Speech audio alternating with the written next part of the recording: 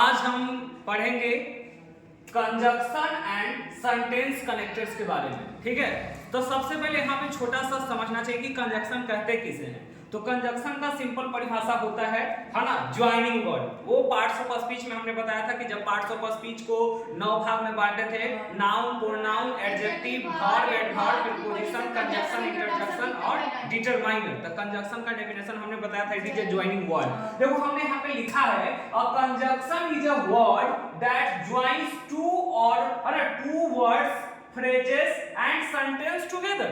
Conjunction क्या होते हैं? वैसे वर्ड होते हैं जो सेंटेंस में जोड़ने का काम करता है। जैसे देखिए, they like bread and butter, तो ब्रेड और बटर को एंड से जोड़ा। इसी प्रकार से Ramu is good but his brother is bad, तो देखो यहां से रामू इज गुड और यहां का एक पार्ट है हिज ब्रदर इज बैड, इसको जोड़ने के लिए हमने बट का प्रयोग किया और ऊपर में एंड का प्रयोग किया। तो ये बट और एंड जो आपको दिख रहा है उसी को हम लोग क्या कहते हैं? इसी को हम लोग बोलते हैं कंजक्शन। क्या बोलते हैं? कंजक्शन। याद रखना, कंजक्शन एक ऐसे वर्ड है जो जोड़ने का काम करता है, या तो फ्रेज को जोड़ेगा या ना दो वर्ड को जोड़ेगा किसी भी वाक्य में। ठीक है, चलिए अब इसके बाद आता है कि सर आखिर एक कंजक्शन जो होते हैं वो कितने प्रकार के होते हैं? तो कंजक्शन मुख्यतः 2 प्रकार के होते हैं। एक का नाम है कोऑर्डिनेटिंग कंजक्शन। क्या नाम है? Coordinating conjunction. और दूसरा का नाम है सबऑर्डिनेटिंग कंजक्शन। तो बोलेंगे सर ये दोनों में अंतर क्या होता है? तो देखो, जो कोऑर्डिनेटिंग जो होता है ना, ऐसे कंजक्शन को कहते हैं जो एक ही तरह के यूनिट्स को जोड़ने में प्रयोग किया जाता है। समझो बात को, एक ही तरह के यूनिट्स को जोड़ने में अगर हम जिस कंजक्शन का प्रयोग करते हैं उसे हम लोग बोलते हैं कोऑर्डिनेटिंग कंजक्शन। लेकिन सबऑर्डिनेटिंग कंजक्शन किसे कहेंगे? तो वैसा कंजक्शन है ना, वैसा कंजक्शन जिसका प्रयोग हम लोग डिपेंडेंट क्लाउज को जोड़ने में करते हैं। जैसे I went to a school है ना, earlier है ना, since I have not taken food। अब इसमें बताया रहा है कि जनरली सबऑर्डिनेटिंग में since का प्रयोग होगा, विदाउट का प्रयोग होगा, विदाउट का प्रयोग माने ये सब शामिल रहे, ठीक है ना। बिकॉज का प्रयोग होता है तो ये सब सबऑर्डिनेटिंग है। जब एक यूनिट का प्रयोग होता है तो उसको कोऑर्डिनेटिंग कहते हैं, लेकिन जब वो डिपेंडेंट क्लाउज में हमें प्रयोग करना होता है उसे हम सबऑर्डिनेटिंग कंजक्शन कहते हैं। ठीक है, इसके बाद समझिए, जैसे देखो आप बोलेंगे सनी सर कैसे, एक उदाहरण दीजिए कोऑर्डिनेटिंग का। तो हम बता दो, he is poor but honest. सुनो बात को, ही इज पुअर, ही का मतलब होता है वह, गरीब है, बट ऑनेस्ट का मतलब होता है ईमानदार। अब बात को समझो, यहाँ जो POOR है, पुअर माने गरीब, HONEST ऑनेस्ट माने ईमानदार। तो ये किसी व्यक्ति का विशेषता बतला रहा है ना, वो किसी व्यक्ति का विशेषता बतला रहा है। तो एक बात देखो, यहाँ भी एडजेक्टिव, पुअर भी एडजेक्टिव और ऑनेस्ट भी एडजेक्टिव, तो दोनों एडजेक्टिव है कि नहीं? तो जब एक ही प्रकार के ग्रामर को है ना, एक ही तरह के चीजों को अगर वो कनेक्ट करने का काम कर रहा है, जैसे या तो यहाँ पे सब्जेक्ट हो सकता है, यहाँ पे 2 ऑब्जेक्ट हो सकते हैं, या यहाँ पे वर्ब हो सकते हैं, या यहाँ पे एडवर्ब हो सकते हैं, या यहाँ पे फ्रेज हो सकते हैं। समझ में आया? यानी दोनों जब एक जैसा है उसको जोड़ने का काम करता है उसे हम लोग बोलते हैं कोऑर्डिनेटिंग। समझ में आया? और जो डिपेंडेंट क्लाउज को जोड़ता है उसे हम क्या कहते हैं? Subordinating conjunction. ठीक है, चलिए अब इधर ध्यान दीजिए, हमने यहाँ परिभाषा लिखाया है कोऑर्डिनेटिंग कंजक्शन के बारे में। Type of conjunction which joins word, phrase, clause and sentences of, यहां बात पे ध्यान देना है, equal rank of grammatical units, है ना, ये बात पे ध्यान देना है। Equal rank of grammatical unit of same kind, एक ही प्रकार के अगर जोड़ने का वो काम करेगा तो उसको हम लोग क्या कहते हैं? कोऑर्डिनेटिंग कहते हैं। जबकि डिपेंडेंट से इंडिपेंडेंट बना रहा है तो वो सबऑर्डिनेटिंग में चला जाएगा, जिसमें बिकॉज का प्रयोग होगा, सिंस का प्रयोग होगा, विदाउट का प्रयोग होता है, इसको हम लोग सबऑर्डिनेटिंग कहते हैं। ठीक है, चलो अब यहाँ पे हमने बताया है कि बोलेंगे सर इसमें कौन कौन सा आएगा कोऑर्डिनेटिंग वाला में। जैसे यहाँ पे आपने बताया सिंस हो गया, विदाउट हो गया, बिकॉज हो गया, तो वहां पे कौन कौन शामिल है? तो देखो यहाँ पे जो शामिल होता है, पहला है एंड। क्या है?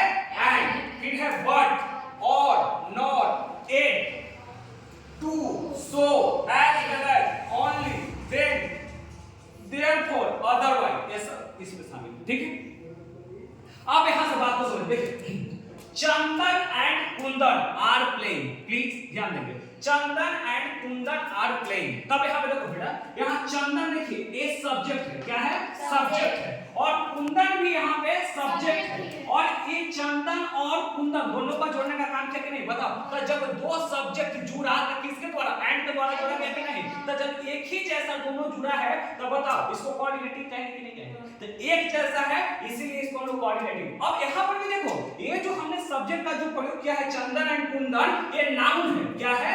नाउन है, संज्ञा। और संज्ञा में भी कौन सा कोई खास का नाम होता है कि नहीं? तो कौन सा नाम है? Proper noun. कौन सा नाम है? Proper noun. कोई दिक्कत? तो चंदन एंड कुंदन जो है ये यहाँ पे हमारा प्रॉपर नाउन के केस में। अब बेटा ध्यान दो, I like you and your friend, है ना? I like you. अब यहाँ पे देखो, आई जो हो गया वो सब्जेक्ट है, क्या है? सब्जेक्ट। लाइक माने पसंद करना, है ना? ये क्या होता है? लाइक मतलब पसंद करना, ये वर्ब है, क्या है? वर्ब है। तो सब्जेक्ट हो गया, ये वर्ब हो गया। यू जो है यहाँ ऑब्जेक्ट का काम कर रहा है, किसका काम कर रहा है? ऑब्जेक्ट का। एंड योर ब्रदर भी है, वो क्या काम कर रहा है? ऑब्जेक्ट का काम कर रहा है। किसका काम कर रहा है? ऑब्जेक्ट का। तो देखो ऑब्जेक्ट इधर भी है और ऑब्जेक्ट इधर भी है, तो बताओ दो ऑब्जेक्ट आपस में जुड़ा कि नहीं? किसके द्वारा? एंड के द्वारा। एक ही तरह की चीज हुआ कि नहीं? कौन सा क्लाउज है? कंजंक्शन आएगा, कोऑर्डिनेटिंग कंजंक्शन। कौन सा कंजंक्शन? Coordinating conjunction. चलिए इसके बाद she writes rapidly and beautifully.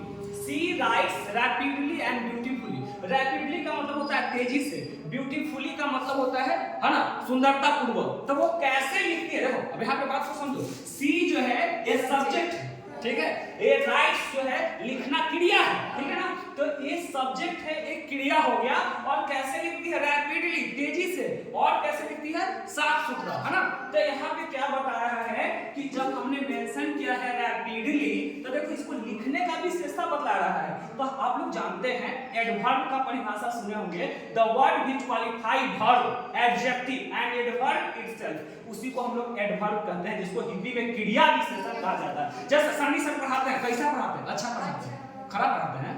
अच्छा पढ़ाते हैं। तो ये पढ़ाना मेरा क्रिया हुआ। अब कैसा पढ़ाते हैं? ये तारीफ हो रहा है कि नहीं हो रहा है? तो पढ़ाने का विशेषता, यानी पढ़ाना मेरा क्रिया है, समझ में आया कि नहीं? पढ़ाना एक क्रिया है और उसका विशेषता है कि अच्छा पढ़ाते हैं। खराब पढ़ाएंगे तो खराब पढ़ाते हैं, समझ में आ रहा है कि नहीं? तो जब क्रिया की विशेषता बताया जाता है उसको क्रिया विशेषण कहते हैं। क्या कहते हैं? क्रिया विशेषण कहते हैं। तो यहाँ पे देखो, सी राइट्स, वह लिखती है, रैपिडली का मतलब हो गया तेजी से, एंड ब्यूटीफुली का मतलब हो गया कुछ साफ सुथरा। तो यहाँ पे देखो ये दोनों विशेषता बता रहा है कि नहीं? तो यहाँ पे जब विशेषता बताता है वर्ब को, उसको हम बोलते हैं एडवर्ब। क्या कहते हैं?